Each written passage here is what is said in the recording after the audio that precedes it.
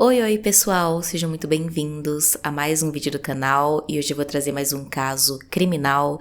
Então se você gosta desse tipo de conteúdo e desse tipo de informação, já se inscreve para ficar por dentro sempre que sair vídeo novo e também não esquece de deixar o like no final do vídeo se você gostar do conteúdo.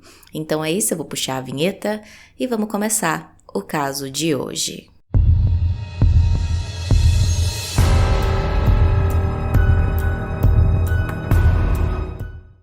Danielle Kenner e Daniel Zepp tinham ambos 18 anos na época do caso e viviam em York, na Pensilvânia.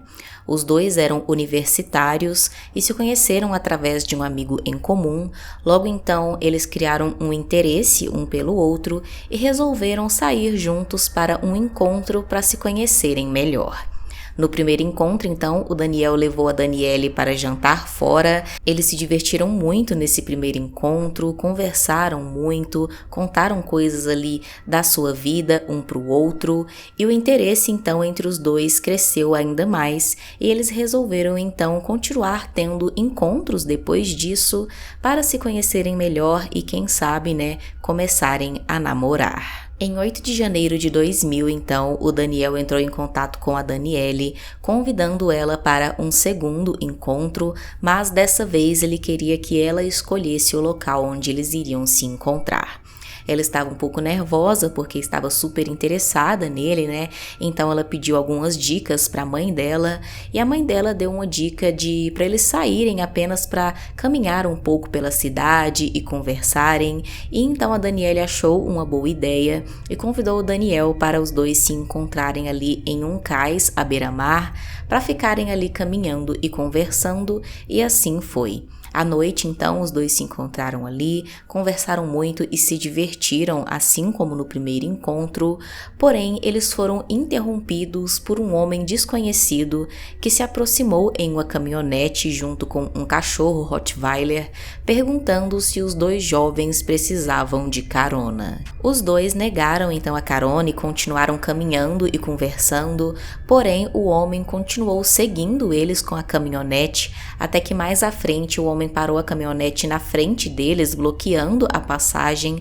desceu do carro com uma arma e ordenou que os dois entrassem no veículo. Eles ficaram, é claro, desesperados. O Daniel começou a oferecer para o homem o seu carro, o seu computador e todos os bens que ele tinha ali dentro do veículo para que o homem deixasse eles em paz. Porém, o homem não queria roubar eles, ele queria algo muito pior. Então ele recusou todos esses pertences e continuou ameaçando eles com a arma, mandando eles entrarem na caminhonete. Os dois, então, sem ter o que fazer, obedeceram o homem e entraram no banco de trás da caminhonete. O homem então começou a dirigir e ele parecia estar bastante embriagado. Segundo o Daniel e a Danielle, ele estava reclamando, falando coisas que não dava para entender direito o que de fato ele estava falando, só dava para perceber que ele estava meio desesperado, dirigia meio que sem rumo. E então o Daniel e a Danielle só ficavam no banco de trás implorando para o homem deixar eles irem embora. Eles diziam que fariam qualquer coisa que o homem quisesse para que o homem deixasse eles irem embora com vida de toda aquela situação, porém o homem não dava ouvidos a eles e apenas continuava dirigindo, até que finalmente, depois de um tempo, ele parou a caminhonete à beira de um rio e mandou que o Daniel e a Danielle descessem. Às margens do rio, o homem continuava com um comportamento muito estranho, como se ele estivesse delirando. Ele andava de um lado para o outro com a arma na mão e ficava dizendo em voz alta, se perguntando: o que eu devo fazer, o que eu devo fazer, vocês viram o meu rosto? E então eles já começaram a ficar mais assustados, porque o homem aparentemente não tinha intenção de deixar eles irem embora com vida, porque eles tinham visto o rosto dele e poderiam identificá-lo. Então o homem começou a dar tiros no rio, ali na água, como quem estivesse completamente perturbado, e o Daniel e a Danielle ali, completamente apavorados, sem ter o que fazer. Até que finalmente, então, o homem mandou o Daniel subir na caminhonete na parte de trás, onde o Rottweiler estava, amarrou o Daniel ali e então mandou que a Danielle entrasse dentro da caminhonete com ele. Lá dentro da caminhonete, o homem então disse para a Daniele se ela estava mesmo disposta a fazer qualquer coisa para sair dali com vida. E naquele momento então ela já entendeu o que o homem queria e ela disse que ia fazer o que ele quisesse, que não ia resistir de nenhuma maneira. E então lá dentro da caminhonete ele cometeu a violência sexual contra a Daniele. Enquanto isso, o Daniel estava amarrado ali, né, na parte de trás da caminhonete, como eu disse, e segundo ele ergueu a cabeça e conseguiu ver ali pelo vidro, né, o que estava acontecendo dentro do carro, mas o homem percebeu e mandou ele se abaixar e não olhar lá para dentro, e então com medo e amarrado e sem ter o que fazer, ele apenas obedeceu e ficou ali esperando. Depois que a violência sexual acabou, o homem saiu do carro e mandou a Daniele e o Daniel caminharem até a margem do rio. Quando eles chegaram lá, então, de costas para o homem deu um tiro na cabeça do Daniel e outro na cabeça da Daniele, fazendo com que os dois caíssem ali nas águas do rio. O homem se aproximou e ficou observando para ver se eles iam se mexer ou alguma coisa, para ter certeza que eles realmente estavam mortos. Porém, a Daniele e o Daniel ainda estavam acordados, estavam conscientes, né? Incrivelmente, mas eles perceberam o homem e então ficaram imóveis ali na água, se fingindo de mortos e deixaram a correnteza do rio levarem eles para longe. O homem então observou por um tempo, se certificou de que eles não estavam se mexendo e, achando que eles já estavam sem vida, o homem voltou para a caminhonete e foi embora.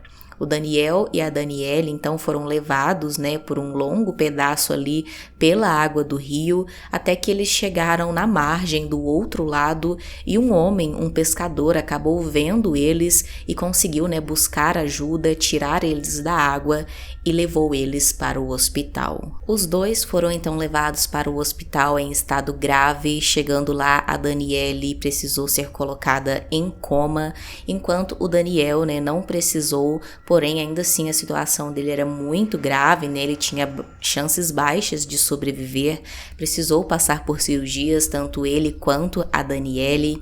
Ele também precisou ficar usando aparelhos para respirar e alguns outros tubos. A situação era realmente muito crítica. Então, né, a polícia também foi chamada até o hospital. Chegando lá, eles não conseguiram falar com a Daniele porque ela estava em coma, mas conseguiram se comunicar ali mais ou menos com o Daniel, que conseguiu conversar com eles apenas escrevendo ali, né, nos papéis as descrições de quem tinha feito aquilo com eles. Ele então descreveu o criminoso como um homem branco de 35 a 45 anos, que era loiro. Também descreveu que a caminhonete era vermelha e ele tinha, né, aquele cachorro Rottweiler na parte de trás da caminhonete. O Daniel ainda conseguiu dar algumas descrições da roupa que o homem usava, como o chapéu marrom que ele usava, calças jeans e tênis preto de cano alto. Também contou sobre a arma, né, e algumas outras coisas que ele tinha observado que tinham ali dentro da caminhonete do homem.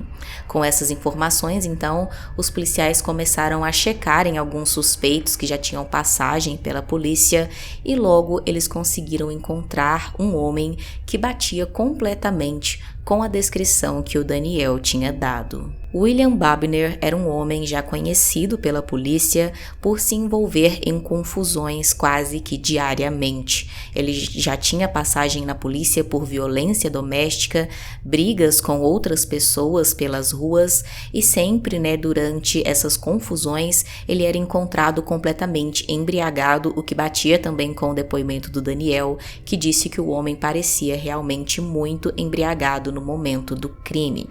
Além disso, o William também tinha uma caminhonete vermelha e um Rottweiler chamado Sam, que era o mesmo nome que o Daniel tinha ouvido, né, o criminoso chamando o Rottweiler no dia do crime. Os policiais então reuniram várias fotos de suspeitos com essas mesmas características, entre elas uma foto do William, e mostraram para o Daniel, e ele imediatamente reconheceu sem nenhuma dúvida o William como sendo realmente o criminoso que atacou ele e a Daniele naquela noite. Os policiais então começaram a procura pelo William. Ele foi encontrado naquele mesmo dia, já praticamente de madrugada, ele estava na casa da namorada dele.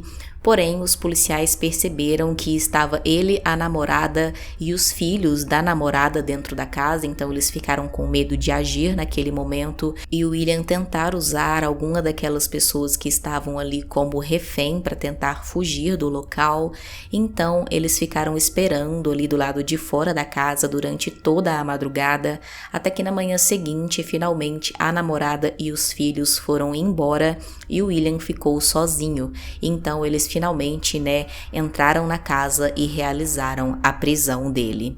Na delegacia, o William negou qualquer envolvimento com o crime, disse que tinha passado, a noite ali com a namorada, porém os policiais de fato conseguiram checar que dentro da caminhonete dele tinham todos os pertences que o Daniel tinha descrito, além também de fato ter encontrado a arma do crime com o William, então não tinha como ele negar, ele foi preso para aguardar o seu julgamento. O julgamento do William aconteceu então em agosto de 2000, ele continuou negando qualquer envolvimento no crime e não expressou nenhuma reação de emoção ou arrependimento, mesmo quando o Daniel e a Daniele prestaram os seus depoimentos ali, deram as suas declarações durante o julgamento. Muitas pessoas que assistiram o julgamento disseram até que parecia que o William estava sentindo uma certa satisfação em estar ali naquele lugar, revendo as suas vítimas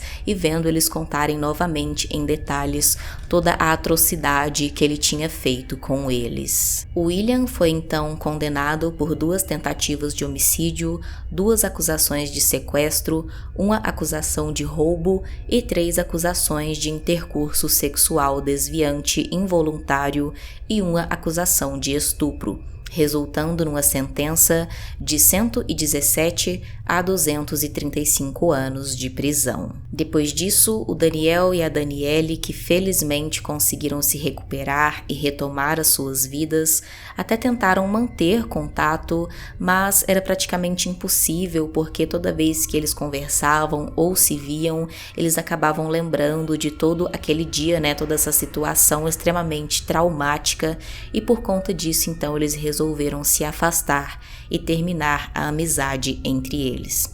Em 2007, o Daniel se casou com outra moça que conheceu na faculdade e a Daniele conheceu Kevin McGeary, com quem se casou e teve uma filha. O Daniel, a sua esposa, o chefe de polícia e o pescador que ajudou o Daniel e a Daniele no dia do crime foram convidados e compareceram no casamento da Daniele. As últimas informações que se tem sobre eles é que em 2011 o Daniel estava estudando para PhD em psicologia e a Daniele era assistente social em uma clínica. Deixe aqui nos comentários qual a sua opinião sobre esse caso, se você já conhecia e se não, se achou interessante conhecer. Também deixe aqui usando a hashtag sugestão um caso que você acha que seria interessante eu trazer para o canal. Se inscreve se não for inscrito, deixa o like e é isso, até o próximo vídeo.